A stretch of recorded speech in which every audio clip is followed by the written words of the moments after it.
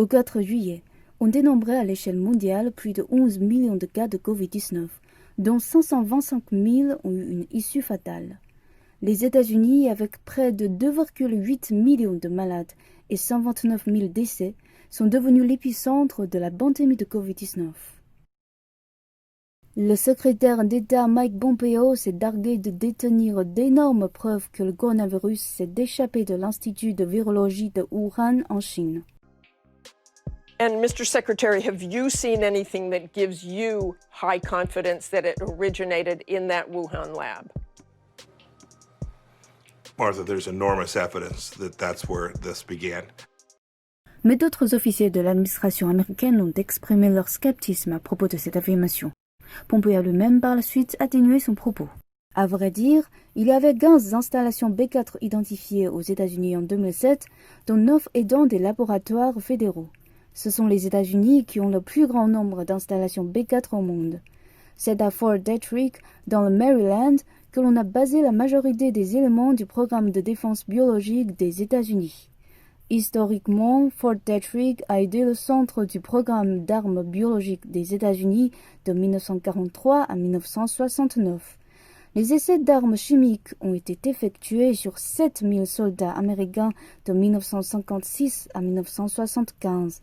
Il impliquait une exposition à plus de 250 produits chimiques différents sans que les soldats ne se rendent compte de ce qui se déroulait. Au-delà de cela, l'armée américaine a établi au moins 200 laboratoires à haut niveau de sécurité biologique dans 25 pays dans le but de concevoir et de mettre au point des armes biologiques.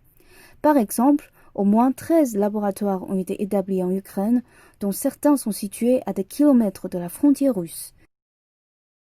Avec le soutien des Américains, des pays tels que la Géorgie, l'Ouzbékistan, la Thaïlande et la Corée ont également établi des laboratoires biologiques. Beaucoup de citoyens de ces pays sont en fait opposés à la construction de ce genre de laboratoire. En juin 2020, des dizaines de résidents coréens sont descendus dans la rue en signe d'opposition à l'établissement de 4 laboratoires américains en Corée. Personne ne connaît l'objectif de ces laboratoires et combien d'incidents se sont produits à l'intérieur ou à l'extérieur. Le monde est mortellement menacé s'il développe des armes biologiques et chimiques, même si les Américains ne sont pas en sécurité. Une semaine après les attentats terroristes du 11 septembre 2001, des lettres contenant des spores d'anthrax ont été envoyées à plusieurs bureaux de presse ainsi qu'à des sénateurs démocrates américains, tuant 5 personnes et en infectant 17. Le scientifique Bruce Edward Evans, qui a travaillé pour les laboratoires de biodéfense du gouvernement américain à Fort Detrick Biolab, a été désigné comme le coupable par le FBI. Certains Américains redoutaient que le Covid-19 soit lié à la fermeture de Fort Detrick en juillet 2019, et ce à cause de problèmes d'infrastructure persistants liés à la décontamination des eaux usées. À cette époque, le CDC a refusé de fournir la raison de la fermeture en raison de problèmes de sécurité nationale. Selon la Charte des Nations Unies, la prolifération des armes biologiques constitue une menace pour la paix et la sécurité internationale. Les États-Unis sont tenus d'empêcher la fabrication ou le développement d'armes biologiques. La Convention sur les armes biologiques est un traité juridiquement contraignant qui interdit les armes biologiques. Il compte actuellement 183 États.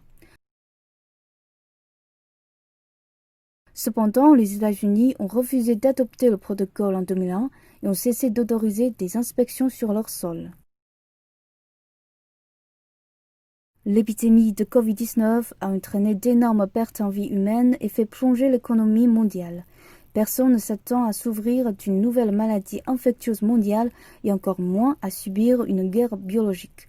Pour la santé et la sécurité des vies humaines, il est nécessaire de renforcer la gestion de la sécurité des laboratoires dans le monde entier, d'exhorter les États-Unis à mener des enquêtes sous surveillance internationale sur la sécurité des laboratoires biologiques et de révéler ce qu'ils cachent.